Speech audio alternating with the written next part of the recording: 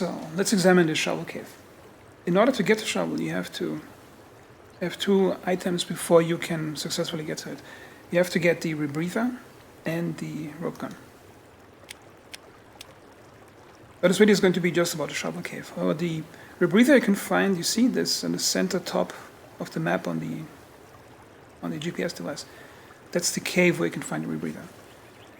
And the zip gun is in a cave very close to the round lake that is northeast of the helicopter crash site. Not sure if that's cave that's marked or another cave. Anyway, so the shovel cave is a difficult cave, and I'm on purpose not going to go in with the best gear already stacked up. This is just the gear I literally just had by just walking around the island. So I didn't just go to a nice loot spot and just reloaded the game a few times, because loot always reloads after you reload a save, and stack up my stuff. So that's literally what I got right now. And on this save I already made it through that cave, so technically I already got the shovel. Well, I'll still go through it to show you the way to it. Also, I'm not going to use any weapon that you cannot find before getting to the shovel, which means I have a shotgun. However, I'm not going to use it in the cave. Okay, so I'm over here at the shovel cave, and I'm going to show you a few strategies while I'm playing it on how to survive it.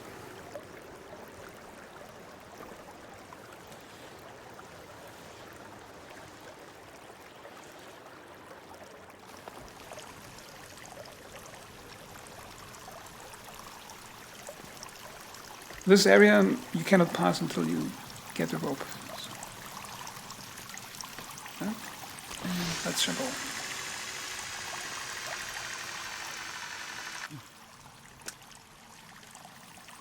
Okay, so your biggest two problems in this cave are obviously the mutants and darkness. And for me, currently it's quite visible. I'm not sure how the monitor calibration on your side is going to be and how the video is going to process it. Like, I can still see that light spot up here, and I can see the end of the cave. That's the monitor brightness I got right now.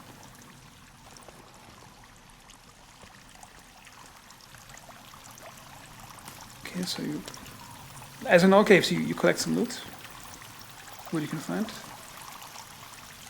And ideally you want to already go in with some armor on you. However, I was too lazy to do that for the video, so I'm just going to go in as I am right now. Oh. I have the rebreather already equipped, so if you have it, you can just open inventory. You have to scroll way to the right, and you can wear it. I'm already wearing it. When you're wearing it, you automatically activate it when you go into deep water.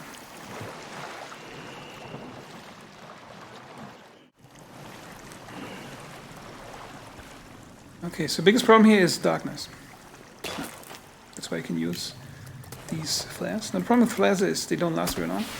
I think there's some sort of bug in the lighting engine. So if you throw it for something, it appears like it's sunken into the ground and illuminates through some geometry. So now your best close combat weapon that I like to use is the regular modern axe. You can also build yourself a club out of skulls and this stuff. Or I currently like to use this axe. This one, or I also like to use a bow and arrow. But the problem with bow and arrow is that, for example, you can turn on your light, and you can see better in darkness. However, the moment you start using the bow, your light is gone. Now what you can see here is a campfire built previously. Because it's a really simple and almost, it's actually a really dumb tactic, but it works. Is you just build yourself a lighting source, and they burn longer than those flares. And it gives a lighting source you can use without having to hold a lighter. Also make sure when you hit the enemy, make sure you remember where the corpse is, because you really will need those arrows. Okay.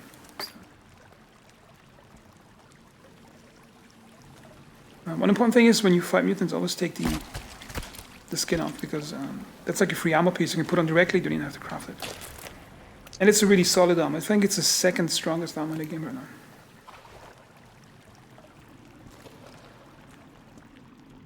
Now the goal here is you fight as much as you can with bow and arrow. I think something's in front of me, but I can't see it.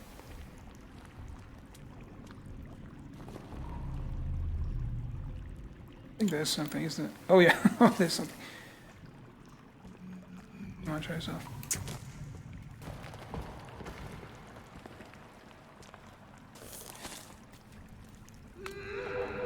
Yeah, I can approximately see like 3 meters in front of me in the ground. Oh. Okay.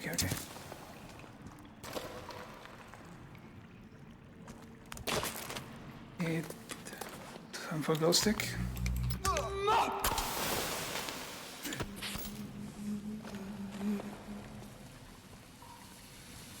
When you're fighting with an axe, you have to... Oh, shit. You have to get the timing right.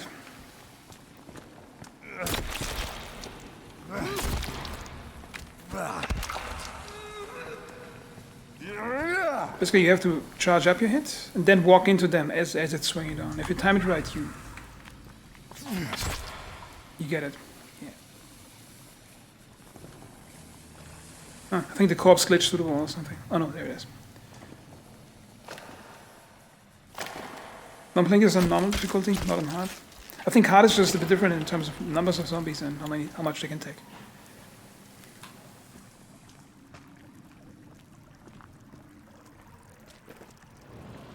Now this is a staged thing, so you can just slide down, relax a bit, because it gets a lot worse once you get down here.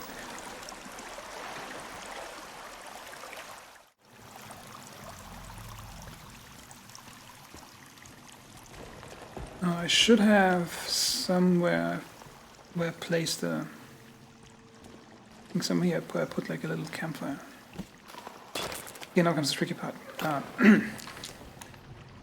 First I'm going to put on some creepy armor. And take some medicine. That is probably 6 or 8 or something of those different mutants in there. And here's a nice choke point you can use. Okay, so ideally you want to drag him to a choke point and hope they get stuck on something so you can hit them with arrows. Or you can do something much sneakier. Because the thing is, there's one major advantage you have over those things. They cannot swim. What I can do right now is I can bomb rush the place, get into a large body of water, and just avoid them if I want to. Which I'm not going to try to do.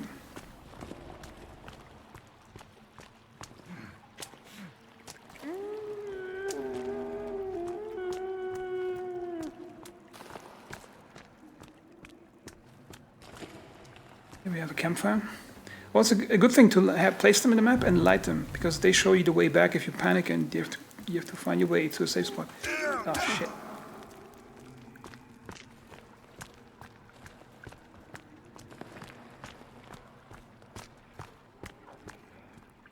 And a lot of them in here too.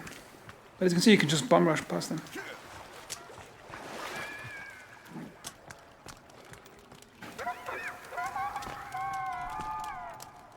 Yeah, don't get stuck, because now I loaded a lot of them. And that means they get you really quick if you stand still.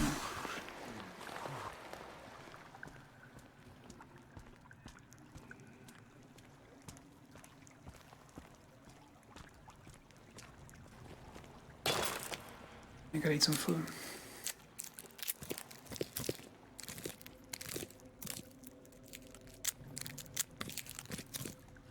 I could also methodically clear out the cave entirely. Then you get more body armor, but it's going to take you much longer.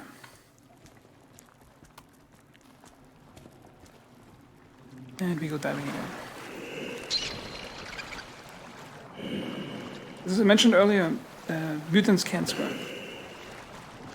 That's a gigantic advantage you have right now. And I think the only advantage you have. You will see in a moment when I get up here.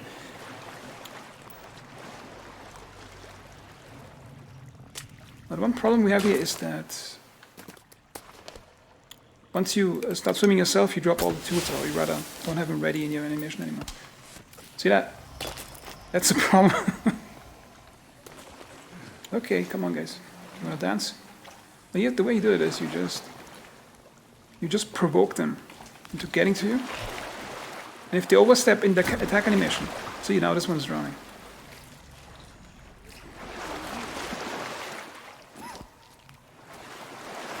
You get rid of a lot of them, but not all gonna drown.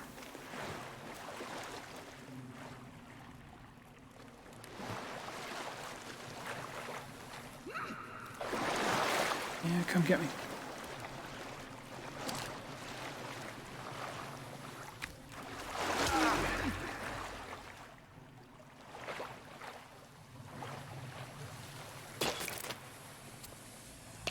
Now the disadvantage of this method is that you really don't you can't really harvest much body armor from them. Because when they're swimming, I think the animation system doesn't really permit it to actually get to them when you're swimming yourself.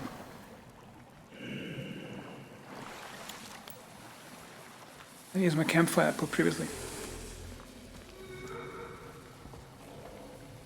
I got no body armor, so if one of those larger ones gets me 2 or 3 things, I'm down basically. Yeah, this one. Yeah, come get me, asshole.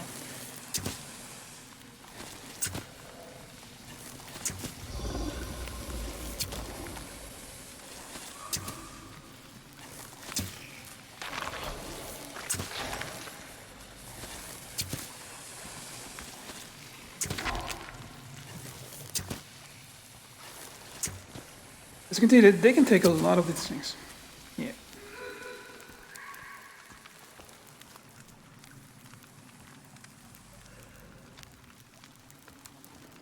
Okay, just let me get these arrows.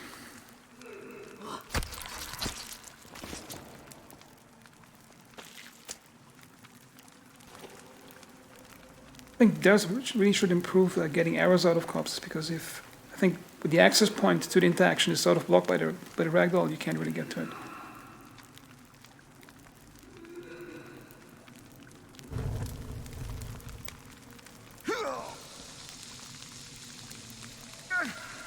Ah, come on.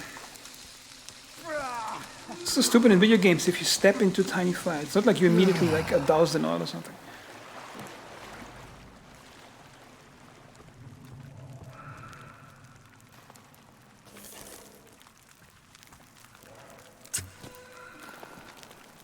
What you also can do is just get a nice Molotov there.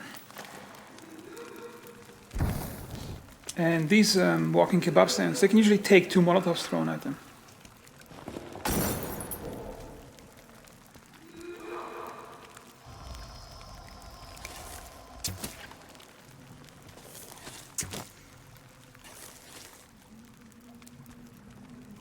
Yeah, no, he's not gone.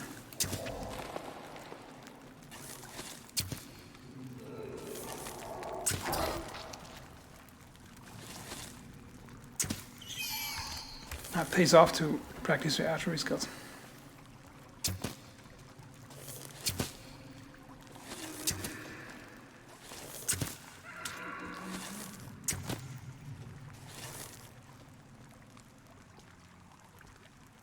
Yeah, it's actually going quite well. On my first attempt when I tried to get through that cave, it took me like 4 times to actually get through it alive.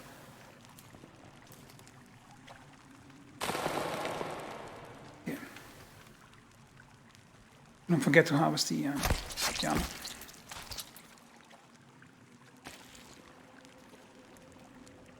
Video gets too long, I might cut out some pieces. Kind of funny to talk about cutting out right now.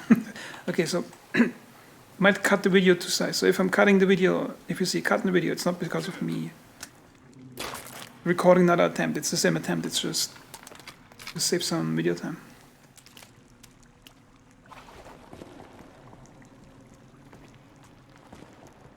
Already something nice over here.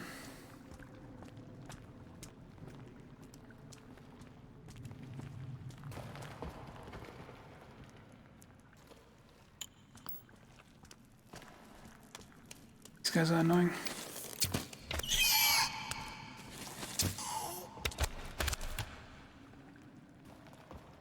I see. Use a campfire place previously.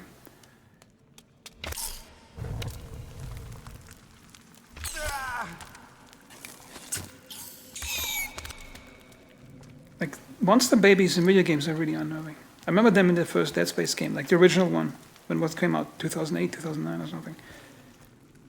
Even then they were one of the most annoying enemy types. Okay, now these guys are a problem, they hit really hard. Okay. Know what you got.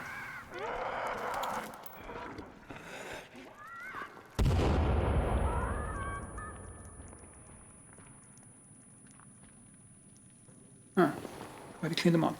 Okay, so when you get to this cave the first time, you get the shower from this guy. It is a nice view, but you cannot go down there. It's It's blocked. And what you have to do now is you basically have to make your way back.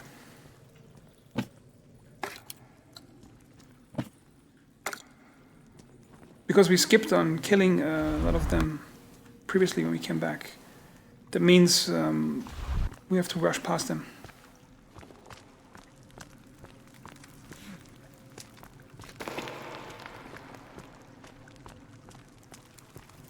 It's nice to have those campfires in case you run into combat and you have to like get back to a certain spot and you don't want to get lost in the panic. Then it's a good thing to have like a light source.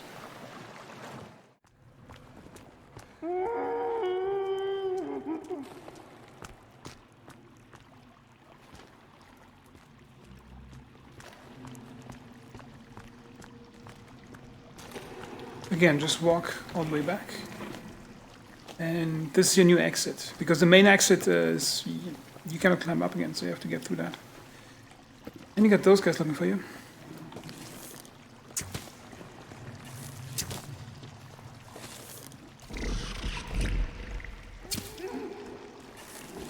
Come on. I think the AI is a bit unpredictable, like those animations of them running around dodging are way too fast.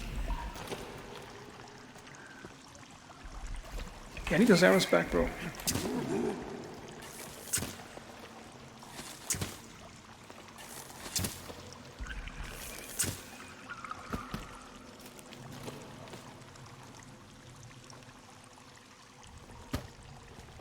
Okay. Now this guy is harmless, he cannot attack you. All you have to do is you just throw a bomb at him and he'll be out of your way.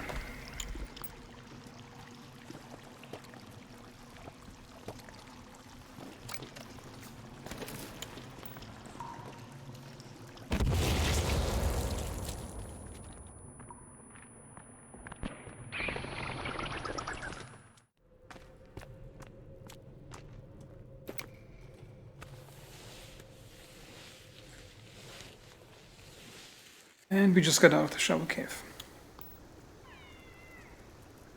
So this video shows you how you can survive the shovel cave.